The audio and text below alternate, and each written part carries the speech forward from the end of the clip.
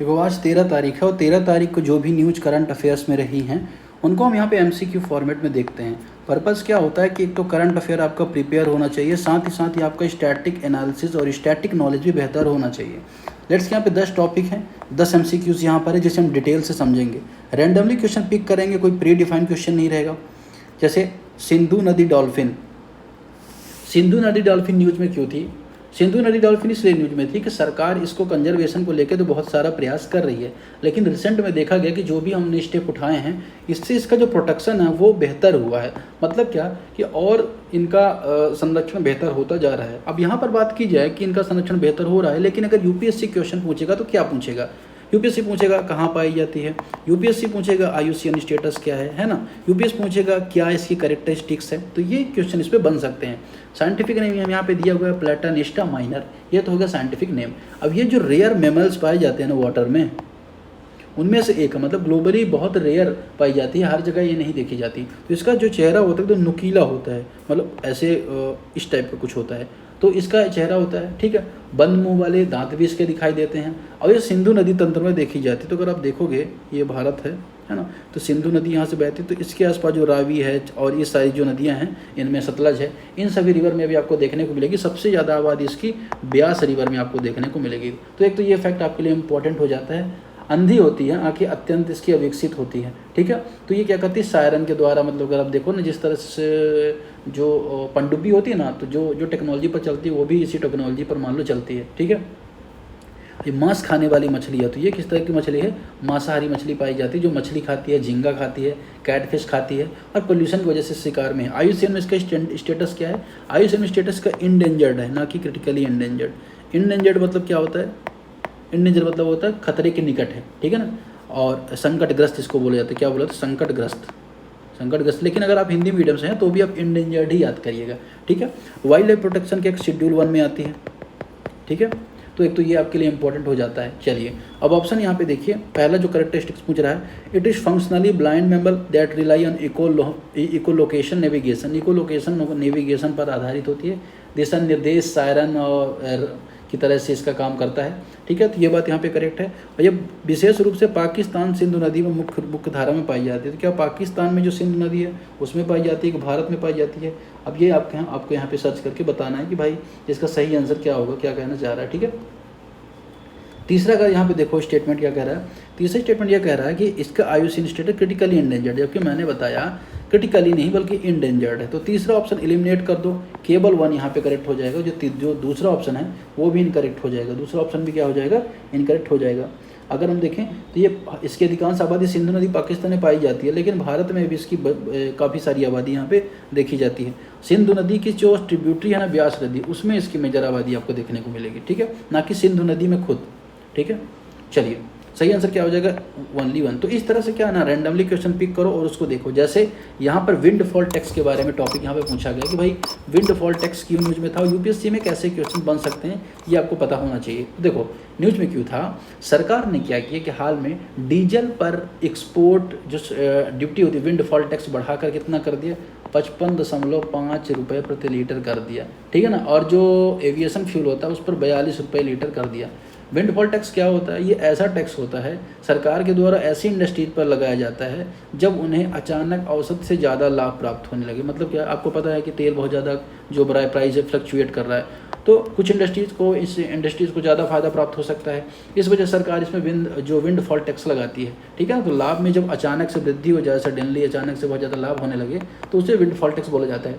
Tax का purpose क्या है कि अतिरिक्त आय जो हो रही है उस पर यह कर लगाया जा रहा है। ठीक है, अब यह जो लाभ होता है व्यावसायिक स्ट्रैटेजी को इन्वेस्टमेंट के कारण तो होता नहीं। ऐसी ग्लोबली परिस्थिति हो जाए, अचानक महंगाई आ जाए, युद्ध आ जाए, महामारी आ जाए, कोविड आ जाए, ऐसे सिचुएशन में विंडफॉल टैक्स लगाया जा सकता है। तो अब उसके बारे में आपको पूछा जा रहा है, in the context of Indian economy windfall tax is often in news. Indian economy में विंडफॉल टैक्स न्यूज में रहता है। इसके संबंध में निम्नलिखित में से कौन सा कथन सही है, इसके बारे में कौन सा स्टेटमेंट करेक्ट है? ठीक है, मैं पानी पी लेता हूँ 1 सेकंड, तब तक आप स्टेटमेंट को पढ़िए।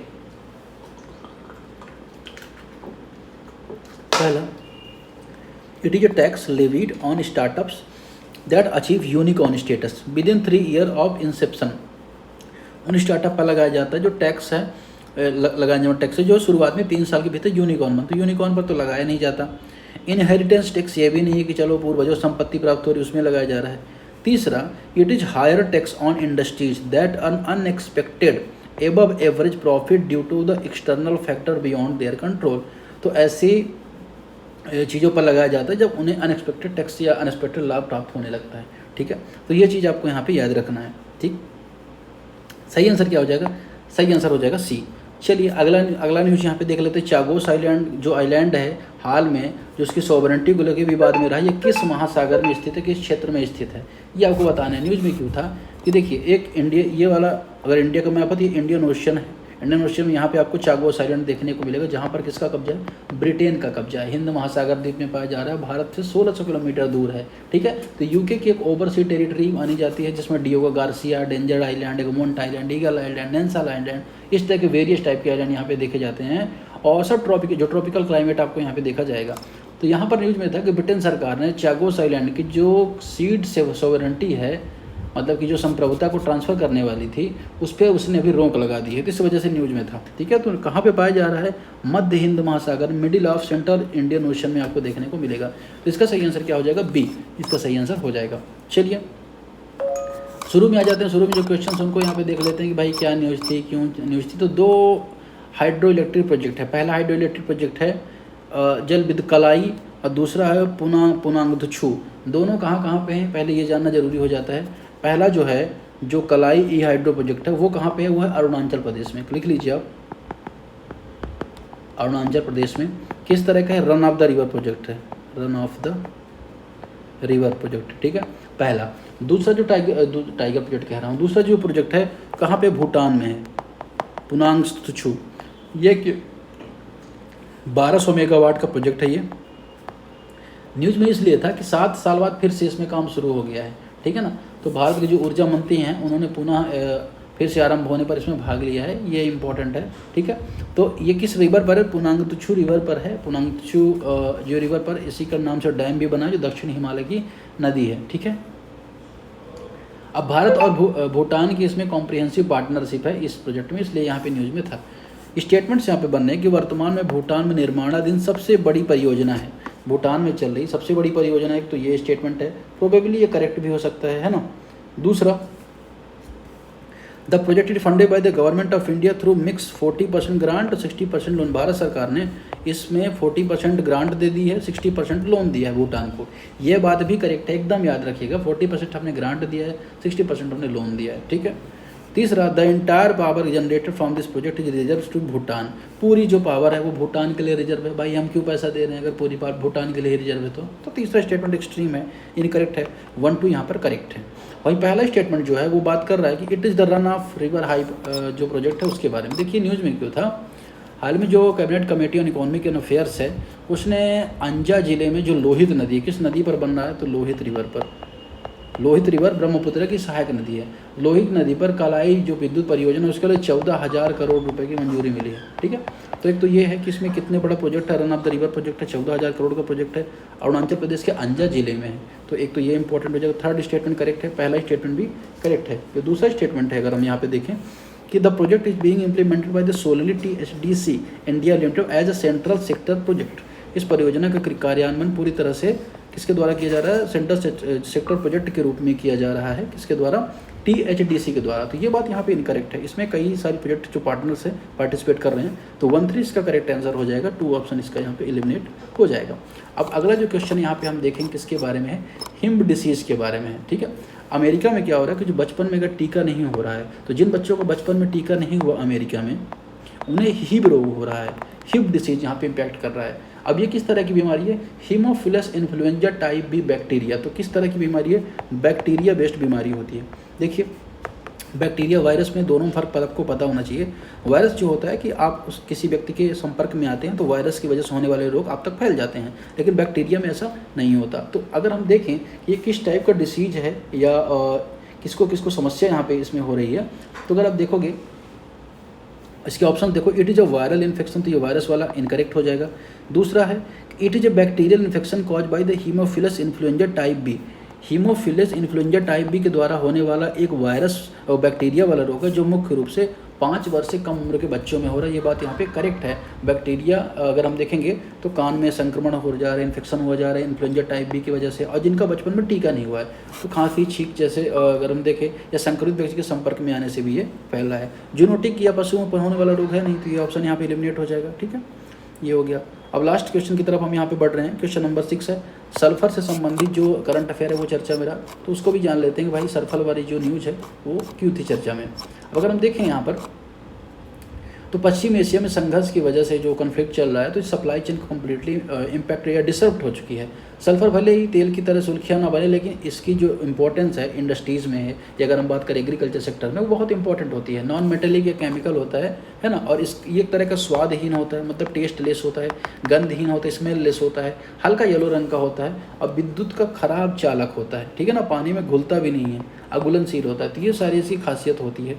ठीक, भारत में अगर आप देखो तो पोंगा घाटी है, बैरन आइलैंड, आंध्र प्रदेश में यहाँ पे देखा जाता है। कच्चा माल के रूप में उपयोग होता है, सल्फ्यूरिक एसिड बनाने में होता है, फर्टिलाइजर बनाने में होता है ना, तो बहुत सारी इंडस्ट्रीज में इसका उपयोग होता है। ऑप्शन यहाँ पे कह रहा है कि it is non metallic element, ये करेक्ट है। गुड कंडक्टर ऑफ इलेक्ट्रिसिटी, ये इनकरेक्ट है भाई, गुड कंडक्टर नहीं होता सल्फर, तो ये स्टेटमेंट ऑटोमेटिकली आपकी इनकरेक्ट हो जाएगी। तो पहला ऑप्शन हटा दो, तो सही आंसर तो आ जाएगा आपका 2, 3, लेकिन दोनों स्टेटमेंट को देख लेते हैं। भारत में जम्मू कश्मीर और पोंगा घाटी में पाया जाता है। लास्ट है यह सल्फ्यूरिक एसिड के उत्पादन के लिए प्राथमिक कच्चा माल है।